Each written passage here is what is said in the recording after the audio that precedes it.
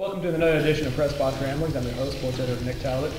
It's the bye week, but we still have some good football going on in Central Texas. Killeen is hosting Round Rock Stony Point this week, and Belton is hosting Round Rock. Joining me today will be Kevin Posival. We're going to break down those games for you.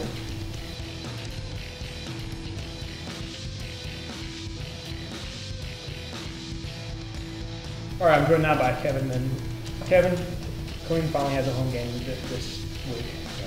What does that mean, and what have they shown you so far this year that they can do against Round Rock Stony Point? I think it's going to be kind of a culmination of things. I'm really excited to see what Killeen's going to look like on Friday night. Is A, yes, they're coming back with nothing for the first time this year, and B, they're coming off their bye week. So, while they've looked heroic at times, and they're coming from behind Lindsay, Canyon, and Vanderbilt, the fact remains that they got behind big early that they shouldn't have. They're better team than that. So they were able to use that bye week to kind of get back to the fundamental stuff. The reasons why they were getting behind in the video. So you're going to have this culmination. This is going to be the Killeen team that's going to go into the district, into District 858 the following week. So it's going to kind of give you a taste of who, where does Killeen fit in this playoff race. All right, now Round Rock Stony Point shut down Heights pretty well. They held Belton to 15 points. Belton scored 42 on Bryan last week. How do you think they're going to match up against a solid defense? Killeen's faced some pretty solid defenses so far. So we'll see. They've got a lot of weapons. We can. With Gascamp in the backfield and Daniel McCants back there as well. I'm interested to see the passing game go a little wide open. I think we all know that McCants can run, but I think Killeen kind of needs to spread out these defenses. That was one thing that I noticed that Belton really doing pretty well in the starting point. Have you spread out the defense to make you think you're going to pass the ball and not open up the run game.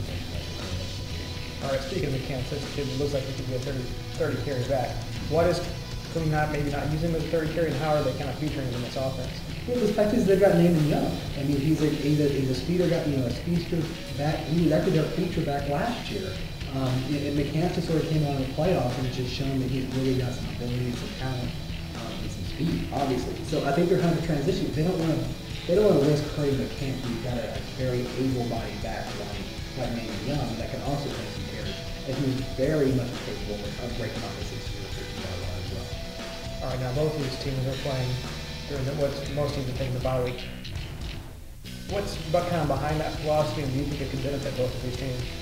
I think it's going to benefit them because, especially like a team like Killeen that's already played a couple of preseason games, kind of figure out, all right, this is what we need to do.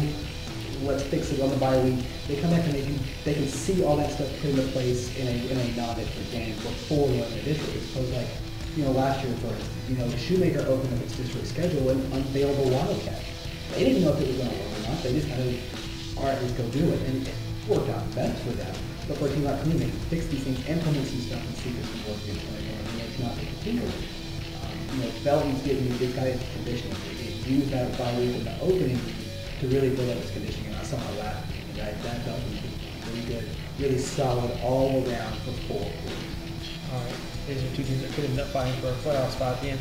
But what did you see out of Belton last week, and what are they going to do well, and how are they going to try to attack Round Rock this week? That Belton team, what impressed me the most was there was no singular person to see the carry.